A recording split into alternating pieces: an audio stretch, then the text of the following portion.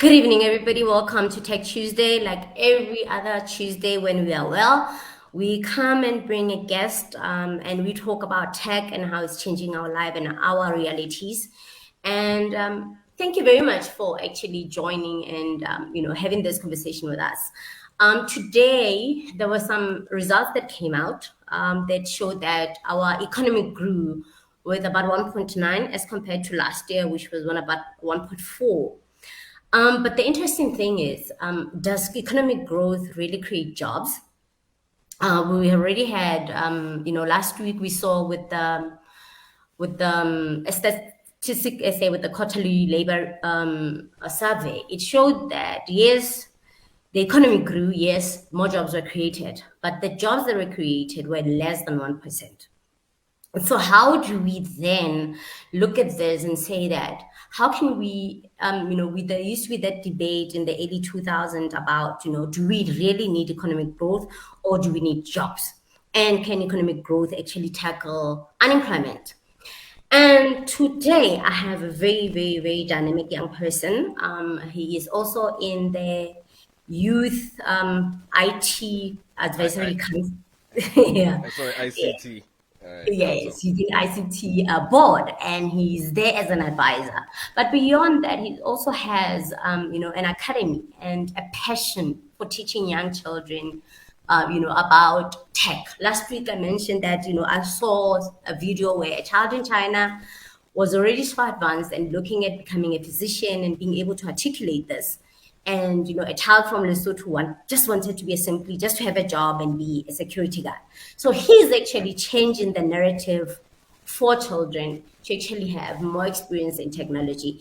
And that gentleman is Langa Zulu, Langa Elihle Zulu. And welcome with those few words, Langa.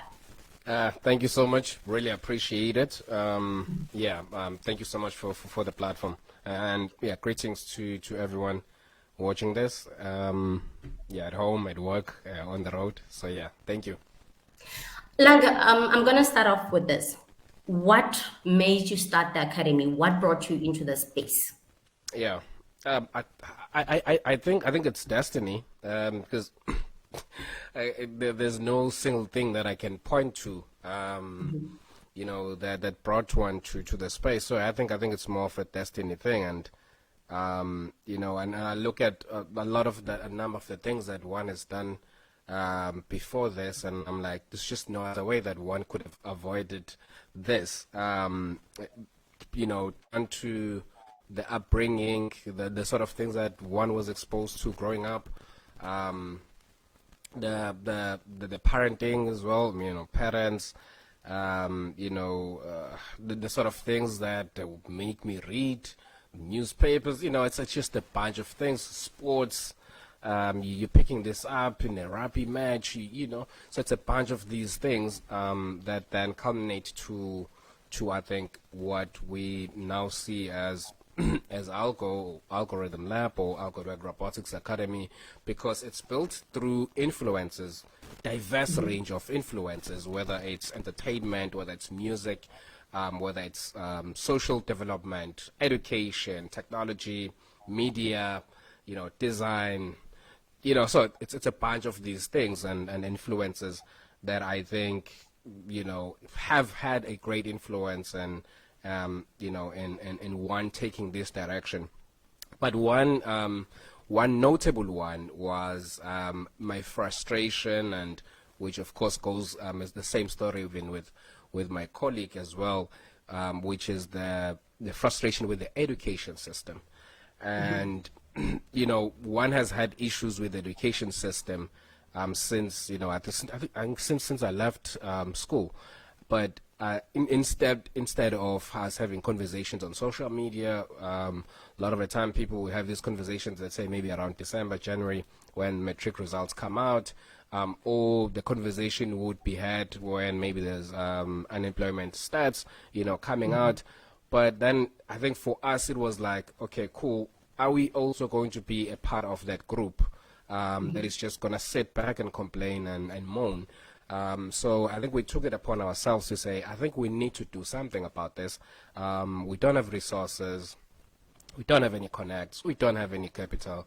but I think we just felt strongly about, about this big problem that society faces, and which I think we believed that part of the reason why actually a lot of young people are not employable and are not employed is because of the skill set that they have, which is not necessarily in demand and relevant to the current economic, social, industrial climate. So I think we have to do something so that we could transform this, disrupt education, and ensure that we seek a better future for a lot of young people in this country and continent. Okay, thank you very much. I'm glad that you mentioned, the skill sets and, that we need. As somebody who's very young, which we must actually also applaud, because we might assume that you're somebody who's older, over 35 and stuff, but you're actually a very young person. And you realize that there is a skill shortage. Which skills, in your opinion, do we have a shortage of in South Africa? Yeah, I think, well, not sure if it should go down to my opinion, because there's been a lot of research done with regards to the shortage of skills. The Department of Education, Higher Education, and Science and Technology has got. I was just going through that actually. Has released a whole list actually of the skills that young people should embark upon. World Economic Forum, United Nations, Department of Communication and Digital Technologies. So, but I think one. So there's two ways in which we can look at this, and I think the emphasis for us is not heavily on the technical side of things. Of course, that is important. You want to see young people who can code. You want to see young people who can build stuff and all of that.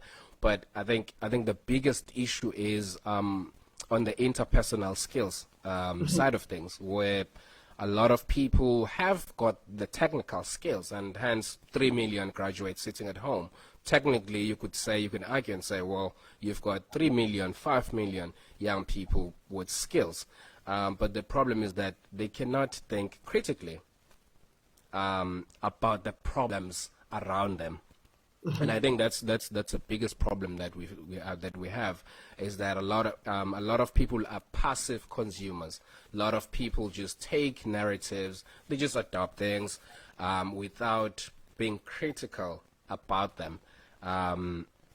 So then therefore it means that people are going to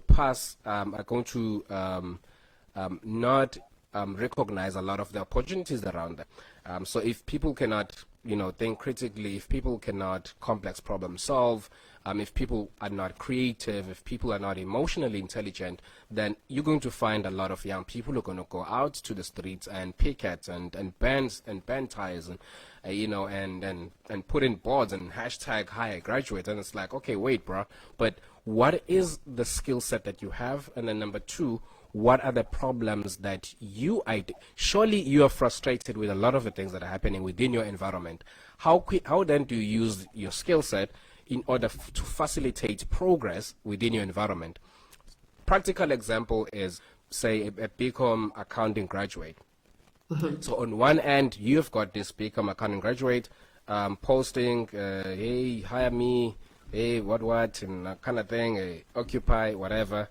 On the other side of things, you've got a lot of small black businesses in the hood who are struggling to manage finances. So then it's like, wait, so how can you not connect these two dots?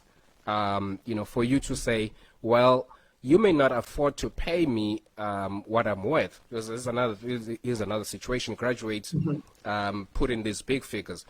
Of course, small business cannot afford a lot of these graduates. But instead of me sitting from 8 to 4 in your business, I'm going to come in once a week towards the end of the week for me to consolidate your finances and your transactions for the week, for me to then start to look at, how much money came in, how much money, in terms of the expenses, what can be done in order to ensure that we can financially, build an institution here, and then you can give me $1,000 a month.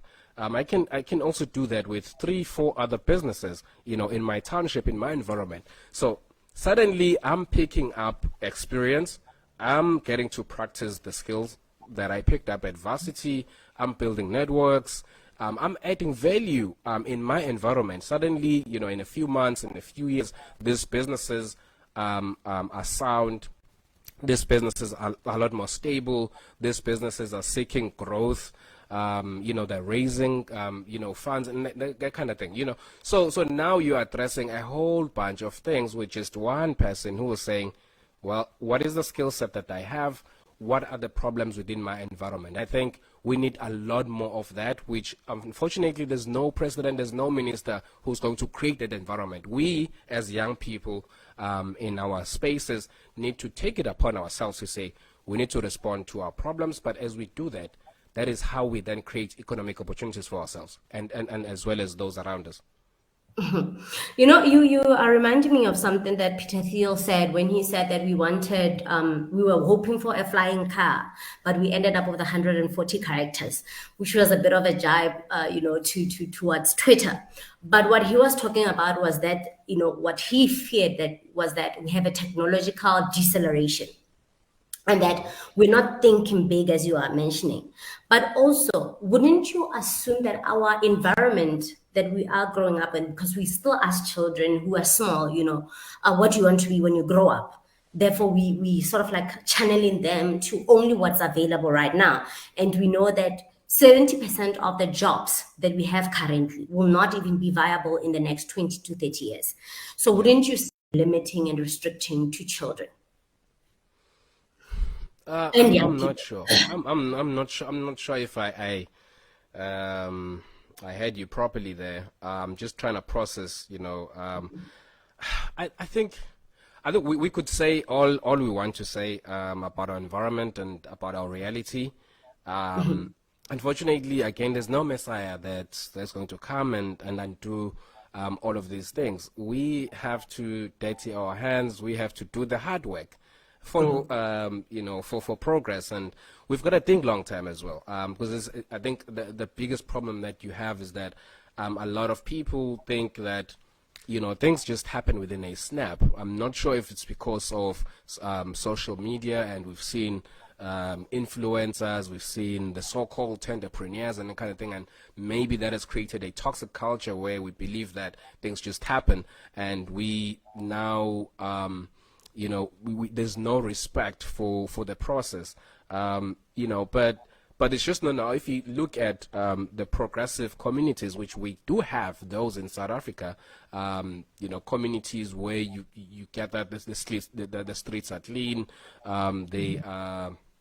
they walk the streets to check through, at night, there's so it's all of those things, but it's a collective effort. It's number one, and it's the citizens, the community members who are taking it upon themselves to say, well, this is our reality, but we have to do something. It doesn't mean that by doing something, then all the problems are going to evaporate, but it just means that you have got to take it upon yourself. You cannot outsource thinking. You cannot outsource doing. And I think that's one big problem that we have, that people think that once after 5 years they're going to go and vote, and then they're going to sit back and chill.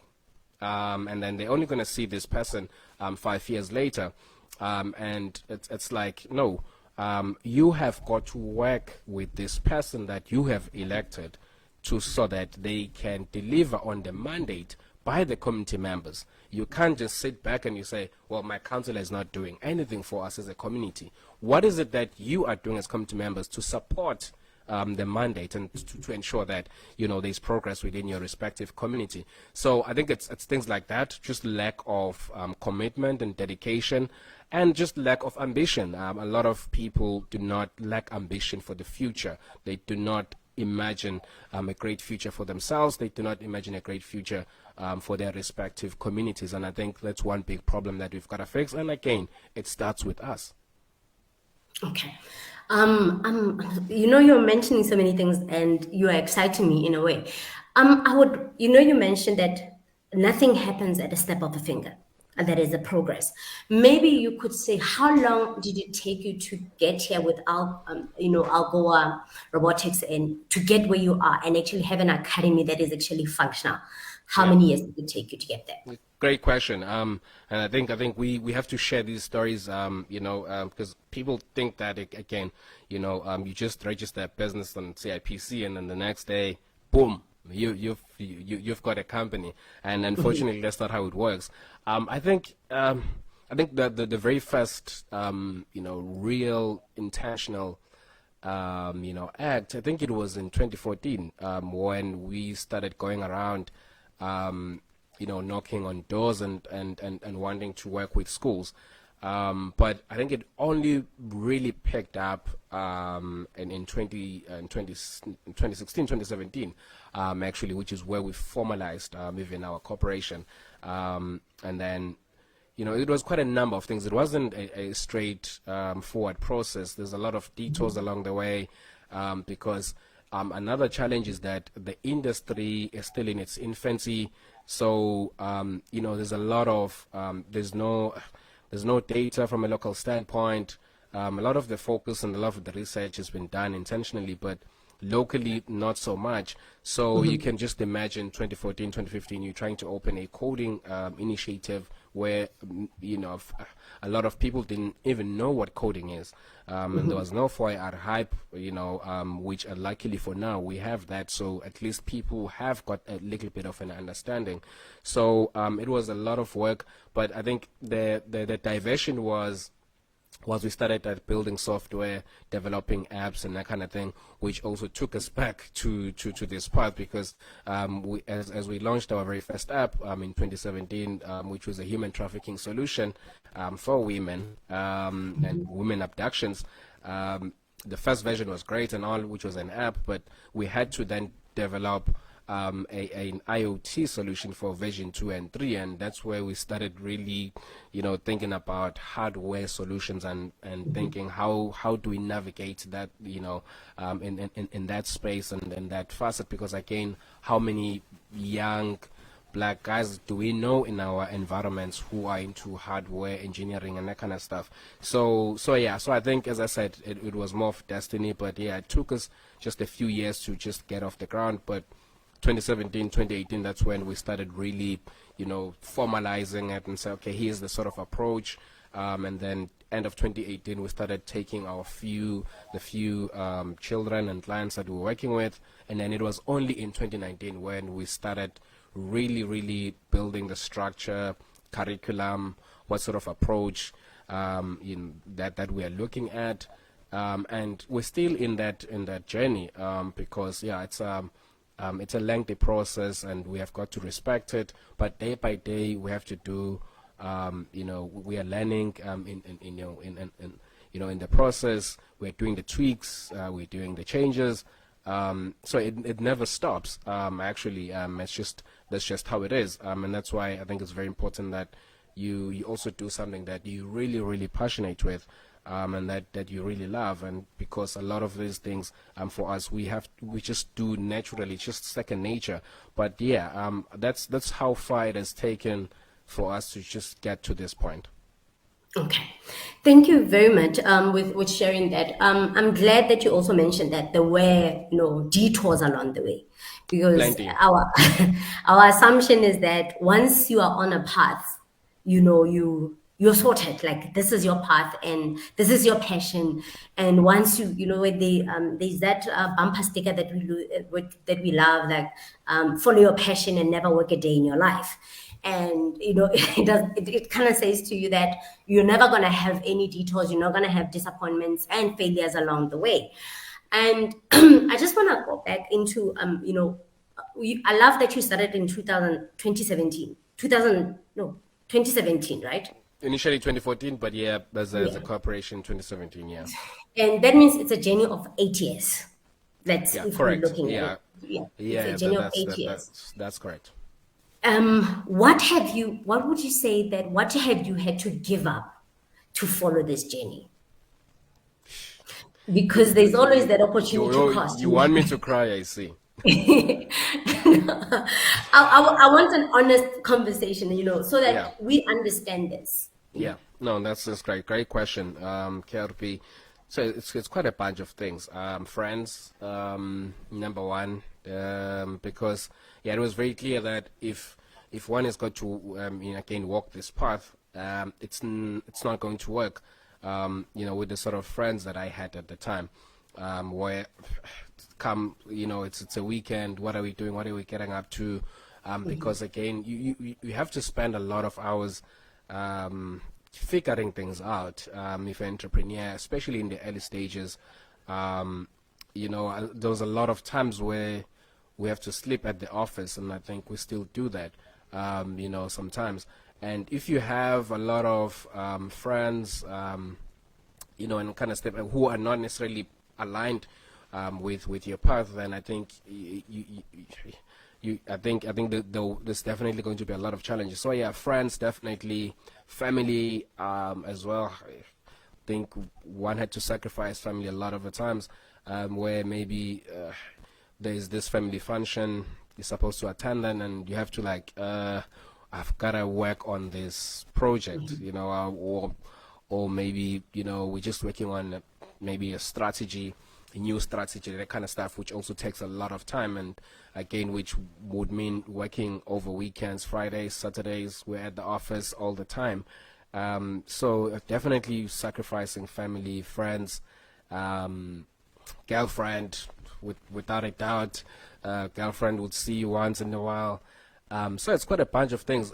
My social life, actually, it took a backseat because, again, if you want to be seen in the cycles and these events, that kind of stuff, well, I don't know, but for us, it just wasn't going to be feasible with that, considering that we're in an industry where we have to develop solutions and you have to conceptualize stuff. You have to design products, and that takes a lot of time. So if you want to, find balances, as they would say, I don't know, but it just generally doesn't work. And a lot of entrepreneurs within this space, if you look at them, they live very miserable lives because they're just so committed, to their cause, such that I think they're always having divorce. They're always divorcing their wives and that kind of stuff, and which would have me worried sometimes. But I'm like, I think it just comes with the industry. So yeah, you've got to. I think passion is not even. You've got to be obsessed. You've definitely have got to be obsessed. But yeah, I think the winning mentality is extremely important. Which I mean. You've got to spend a lot of time again reading, getting inspiration, understanding how Steve Jobs, got Apple to where it is today. Elon Musk, Mark Zuckerberg, all these great guys who have built these great technologies and great companies. So that takes a lot of time again. So again, you've got to spend a lot of time reading, researching. Just reading essentially everything that you bump into that has technology in it, and so yeah, so I think that's what it takes. So yeah. Okay. I want us to now focus on your actual work. You mentioned the app for human trafficking. Yeah. Is it still in use? Is it something that we can download, and the name of the app, if it is still working? Yeah, well, so I think I mentioned that the detour part, and the app was one of those things. I think we, after a few tries, we decided to shut down that end of the business, and just focus heavily on robotics. We're really passionate about this, and we really feel strongly about it. And because, of course, as I said, our love and obsession for education. So even then, we were doing a lot of digital skills trainings and workshops and that kind of thing. So I think we were geared towards education, but yeah, of course, technology education. So, but if I can just share just a short version of the story within that app. So we launched the app without any without any funding, without any resources. It was just me and Zaha, and we just sat, for a week and, just working on the app, designing it, and we took it into the Play Store, and that was it, no planning whatsoever and that kind of stuff, which was great, because, at the time, I think, I'm not sure, there was one or two guys, developing apps at the time. So, a lot of the stuff, I think, because the thing is, there's no blueprint for us technology entrepreneurs in South Africa. We are developing the blueprint as we go. So I think a lot of the mistakes that we make, a lot of the learnings are extremely important for the next generation, so that they can come in and say, oh, okay, here's what they did, here's what they didn't do, here's what they couldn't do. But with the experience, with, the insights and all of that, what then can we take? So I think that is a big driving force for us to say, a lot of the things may not necessarily work out for us, but that it's important to create a culture of, again, developing solutions and developing products, looking at our environment. So unfortunately, we couldn't sustain that because there was no funding, to sustain it. We couldn't, get new hires to ensure that, the level where it was supposed to get at, we get it there. We develop, version 2, we develop version 3. There's marketing, there's maintenance that must be done. There's a whole bunch of things, because when you develop an app, you actually are creating a company, and it's one of the things that we learned also along the way, that it's not just an app on the Play Store.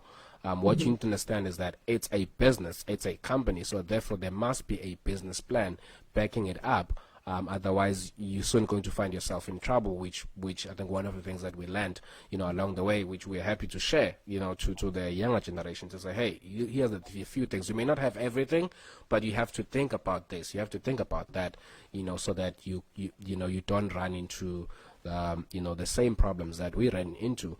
So yeah, but I think it was great. We were having fun. A lot of the times we don't take ourselves too seriously. So we're just having fun. We're doing a lot of experimentation. Whatever works. Whatever doesn't work, we learn a lot from that and we move on. So yeah. Okay, thank you very much. As you're mentioning that we started this without a business plan, you reminded me of when goodness, how can I forget his name now? The guy that founded Virgin. When he started with the Virgin stores, he did one store. Yeah, Richard. Bryson is Richard Yeah. Bryson, and then over time, then he realized that yes, we're expanding, we're opening these stores, but we don't actually have a business plan. And sometimes you have to, shut down and restart whatever that way you started from. And robotics, I love that you're doing robotics, but something that I'm going to ask before we proceed with that is that with robotics, my son is doing Teen Python and robotics at school. And I realized that when you have to order the components for the little robots, there's hardly any manufacturers in South Africa. You kind of have to wait for it to be imported. And wouldn't that be a space that we should be, closing out or be, creating jobs and, Yeah. in South Africa? Wouldn't be that space? Definitely definitely we should. And it's one of the, I think we've ran into that so many times. Remember COVID 2020? It was a nightmare. It was a nightmare. We had to wait 2 months sometimes for the components because of China. It's happening even now, and we've had to think about other alternatives to say, how do we get ourselves out of this situation? And we internally, we're busy also working on that as well, to say for the future, how do we see this thing working out? And we are working on that. But the thing is that one of the things that we also need to be careful about, though, is as South Africans, we tend to be too excited or overexcited about stuff. We tend to put the cart before the horse.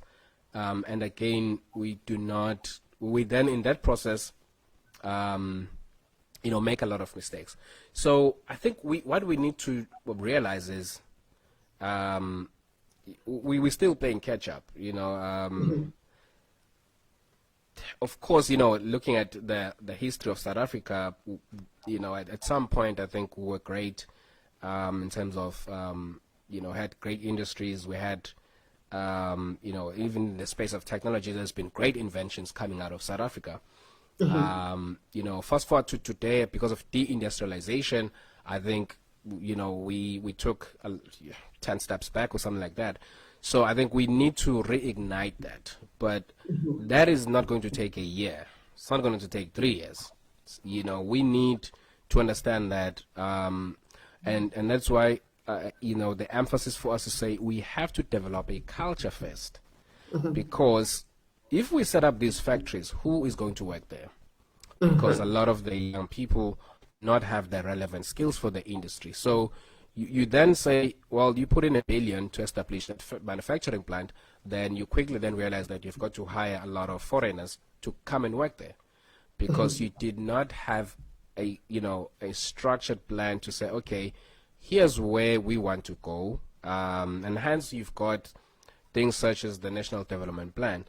And you've got the Sustainable Development Goals 2030, Vision 2063, Africa. Those things are very important, because it's like, okay, where do we want to take this? In 10 years, in 20 years, in 25 years. All great economies have got to have a plan. So you've got to start somewhere. And entities like Robotics Academy, AlgoAtWork Robotics Academy, are important to get us there, because we are developing the next generation of technology entrepreneurs, of industrialists, of engineers. So the group that then comes out of these entities, or of Algo and other institutions, are then important to take us there, because now we say, oh, wait a minute, in 10 years, AlgoAtWork is going to produce 10,000 coders and roboticians and engineers and industrialists and problem solvers in South Africa alone. Oh, it's AlgoAtWork alone. Now, what do we do with this talent? Shouldn't we then establish a factory? Because we've got a lot of skills. We've got an abundance of skills. So hence, then I'm saying we have to be strategic with this. We cannot be, again, radical economic transformation kind of thing. It's a noble concept, and it's cool.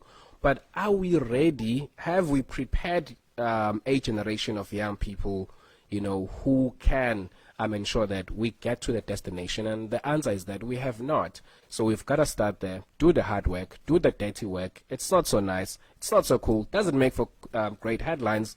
But we have got to lay the foundation. We've got to respect that. Because if we do not do that, then it's all going to come down, collapsing. So I think that's where we have to start the conversation. Okay, thank you very much. In last week's conversation, we looked at the two factories that were shut down, one being Mara, and and the fact that you can have a big factory set up, but if you don't have the skills and you don't have the market, it's exactly what you've just touched on so passionately on. I want to go back into Algo. And how it does the robotics, and how does it teach children?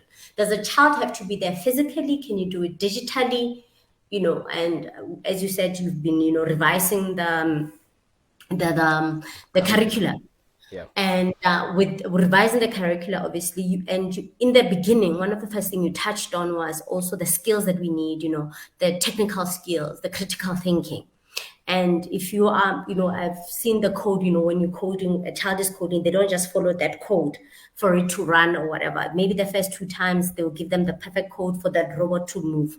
But a child has to be more creative as time goes by to actually make it more functional.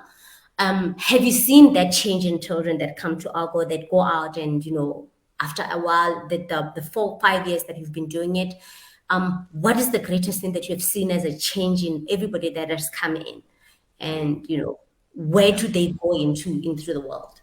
Yeah. Well, we're still in the early stages. But currently, right now, the number one teenage entrepreneur in South Africa comes from AlgoAtWork Robotics Academy. So I think that's a big sign to say, the work that we do, I think speaks for itself. And interestingly, one student also doing grade 8 has actually proposed even to his school to say they have to restructure the robotics curriculum, and the school said yes. And he's busy right now, and he told us the story just a few weeks ago, and we were like, oh wow, this is so cool, because again, this generation of young superstars are already bringing about the change in their respective environments, and hence I was saying that a lot of this is not, you cannot quantify it in the short term. You have to, look at medium term, you have to look at long term, and that's where you look back and you say, wait, what has been our impact? And you look at this one, you look at that one, you're like, oh, that one started a company, oh, that company has got 5, 10 employees, oh, that one is working in that great firm, so it's a process. But I think the few things that we have seen is just great young superstars who are developing great prototypes and great products that are looking at solving a number of problems in our society. And I'm talking about 10-year-olds, I'm talking about 11-year-olds. One is busy developing a game.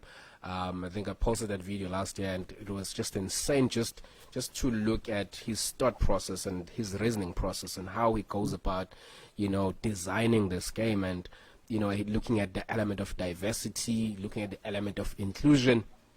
And it's like, wait, but this boy is only 10 years old. We've got who is our brand ambassador, Juliana Wright, who's 10 years old now. But I think she was 9 at that time. She developed social distancing technology, looking at the problem that we have because of COVID, and how you have to keep people at a distance, say, for example, in an event. And she developed a solution around that. She developed a prototype around that. We've got a 13-year-old boy who is working on an intelligence stick for the blind, with a artificial intelligence capabilities, with an AI camera that's going to detect objects, and it's got a GPS module, a panic button, that kind of stuff. So now you're like, okay, so let's look at these these boys and girls in the next 5 years. Where are they going to be? And I think only then can we have a conversation.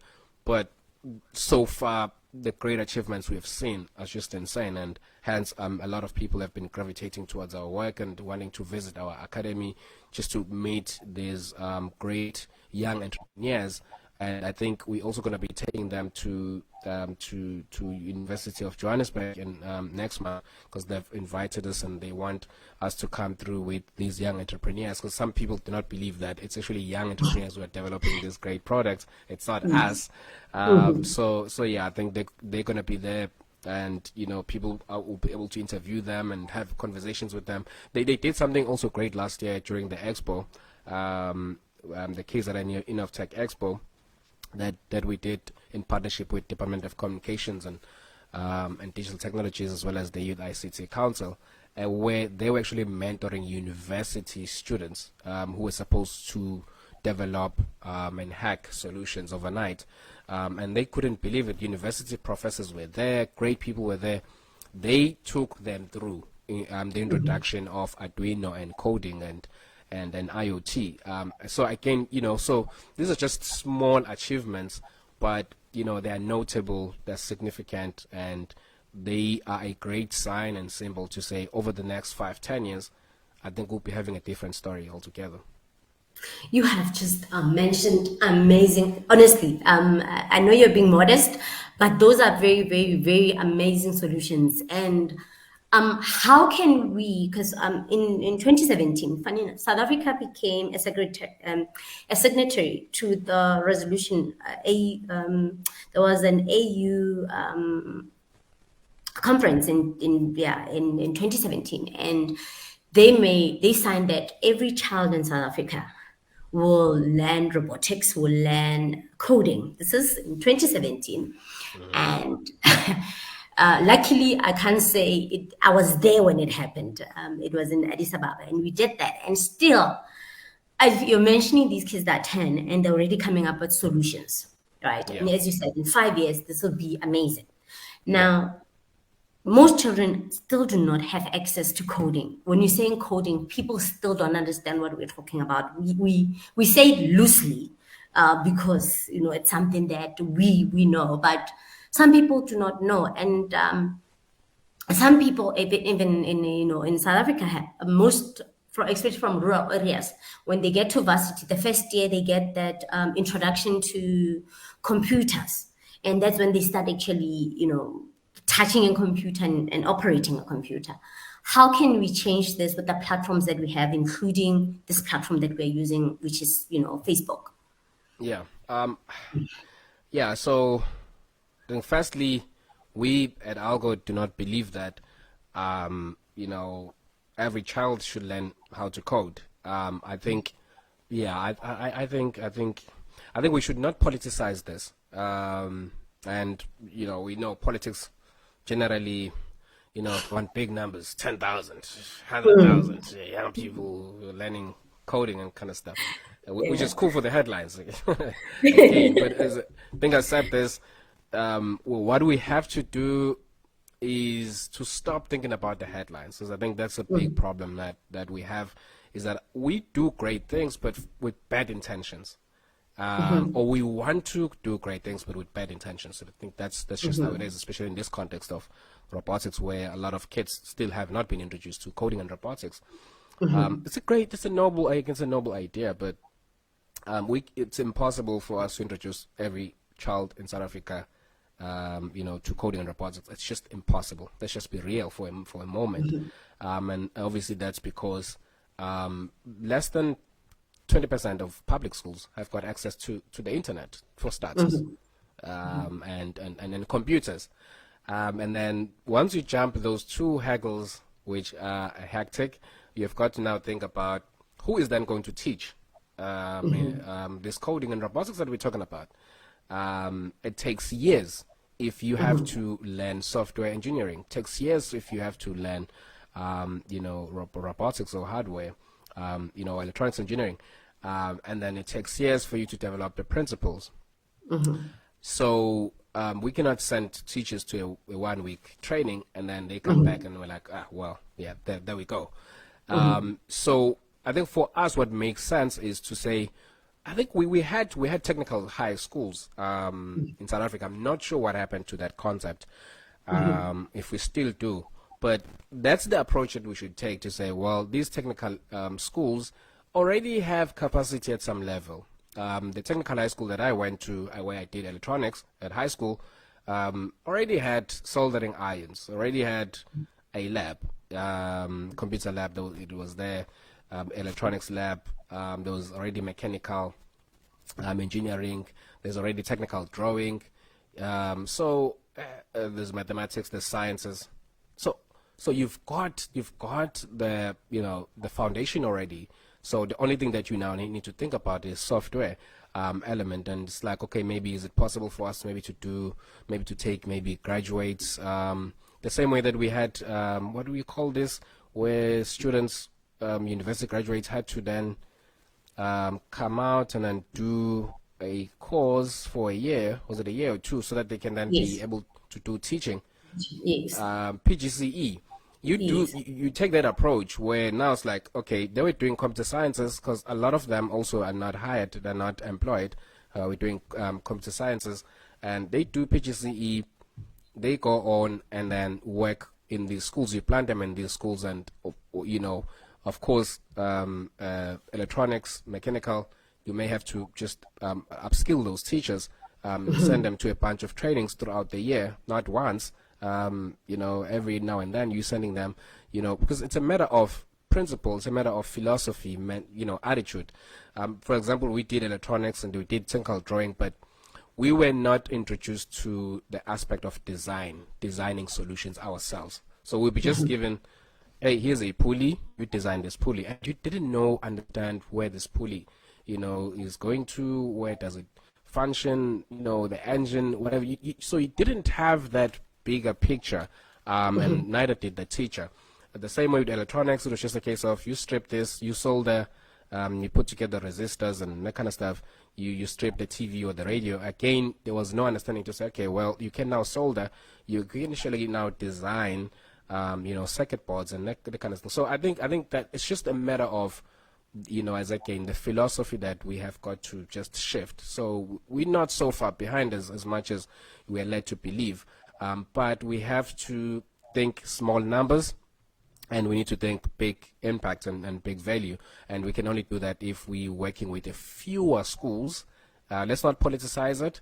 You can't bring in the inequality or the equality discussion to this. That not everyone should be a coder. So, and then that's how we can start to look at this. And then how we can also look at this is, again, computer laboratories and internet. Again, you may not necessarily have computer laboratories for each and every school, but you can start to say, okay, again, those technical schools, how do we ensure that those laboratories are functional, they're maintained? Because a lot of schools who have computer labs, but they're just locked and not functional.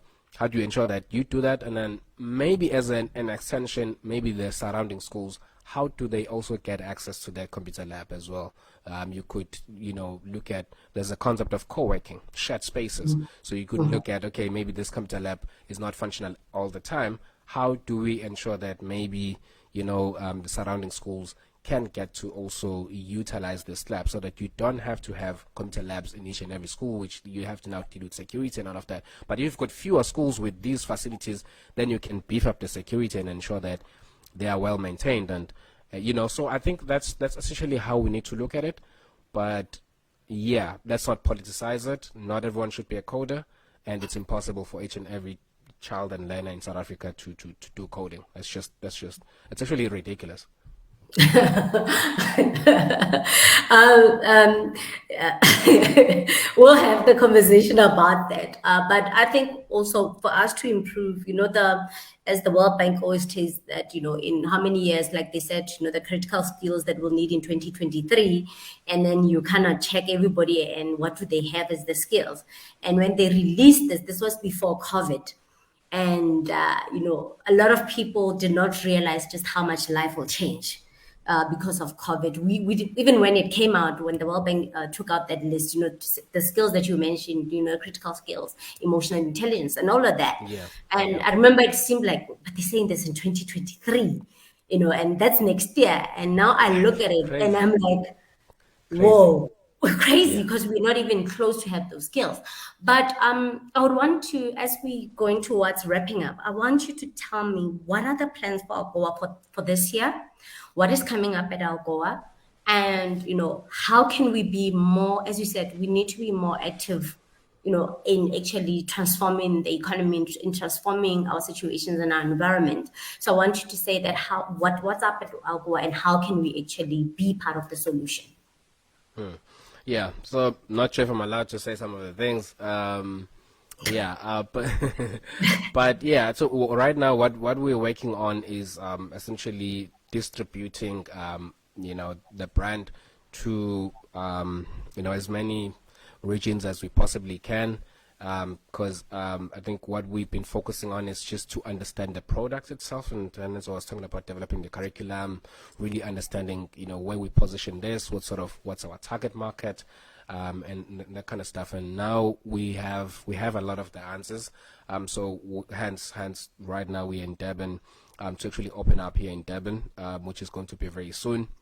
We're just working on that with a partner. I think once things are finalized, we'll then come out publicly and do a big announcement about that. I think we also definitely going to be doing a lot of the work in the Eastern Cape as well, with Cortex Hub as well, which is also, great guys there, great culture. We just led last week, again to look at how do we collaborate for greater good. And then, as I mentioned, we are going to be coming up to Gauteng for that UJ Technology Expo, which is going to be exciting. It's going to be 1 week. I think 1st of July, if I'm not mistaken, up until the 5th. We're going to be there. And then we're also working on the 22 version, which is version 2.0 for the Expo, Innovation Technology Expo with Youth ICT Council. AlgoAtWork Robotics Academy is the coordinator, and it's going to be here in Durban end of September. Yeah, so it's a lot of, and that is going to be exciting because there's going to be a platform for gamers, it's going to be a platform for hackers, platform for kids, to develop solutions, and the hackers are going to be developing robotic solutions overnight, which is going to be really, really exciting, and we're just finalizing that with a few partners. Yeah, so there's a bunch of other things, others I cannot really mention at this point, but yeah, there's just a great stuff that we are working on.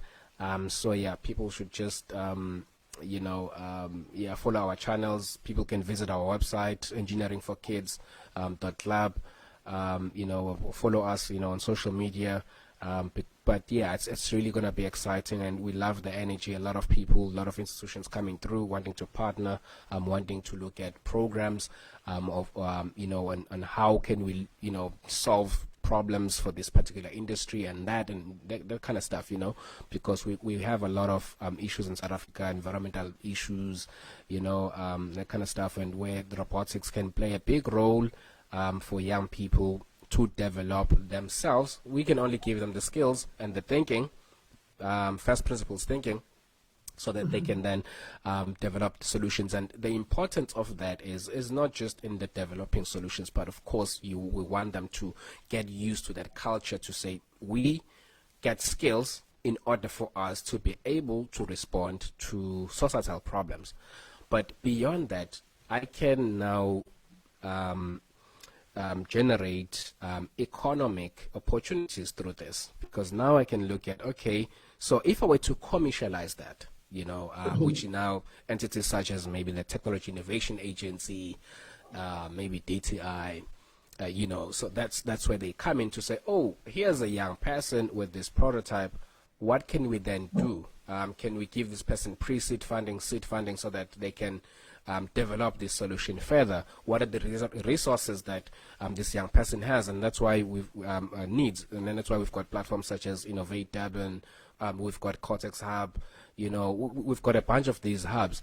But young people need to go there, not just with ideas sometimes, but they also need to go there and say, here's what I've built, or here's what I'm building. I need assistance to take this further. Because what you find is a lot of young people just get there and say, I've got an idea, I need funding, which is not the right place to start.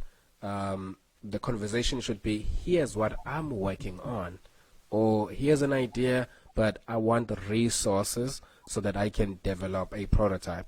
And then it's only after then do I have to then look at the business plan and say, okay, how do I then access funding for this seed funding, so that I can again develop, because it's a process again.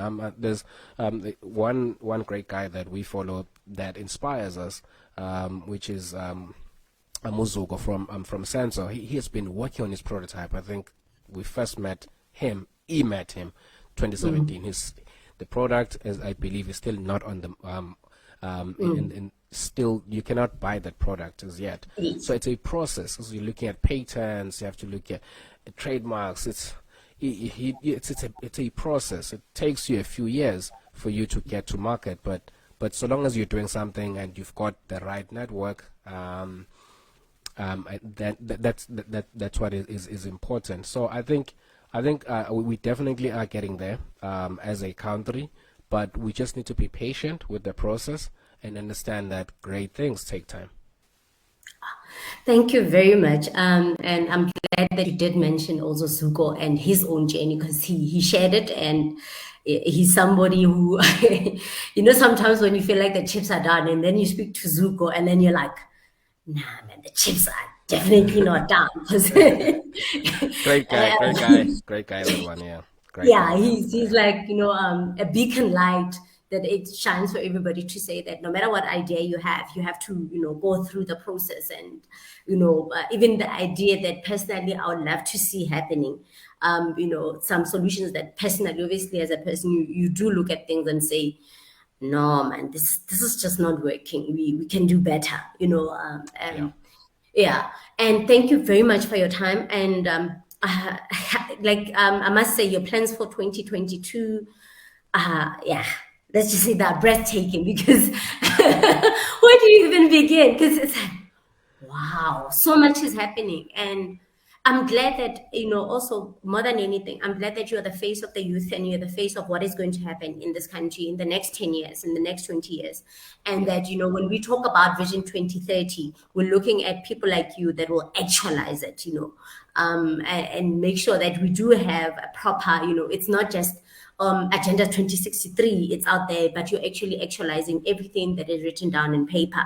And more than anything, yeah, when you come up to Joburg, definitely, please let me know. I will come and join, and I want to see these people because I'm always amazed at how much kids can do. You meet a 6-year-old, and yeah, and you're also struggling just to, your syntax errors are out of this world, and this little person, can just use Scratch with little pictures and make sure something moves. They can't even read, but they're moving things, and you were stuck there with syntax errors.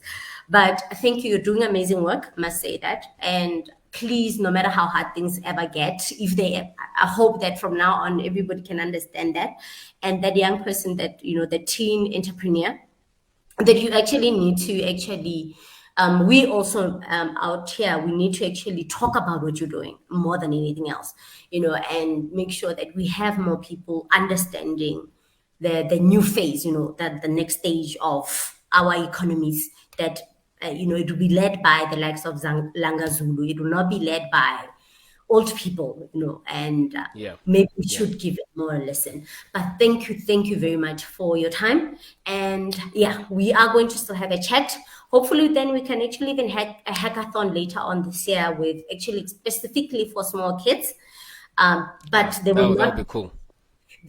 be staying up all night as normal hackers do and stay up the whole night, for 5 hours, come up with a solution. They go home, they play.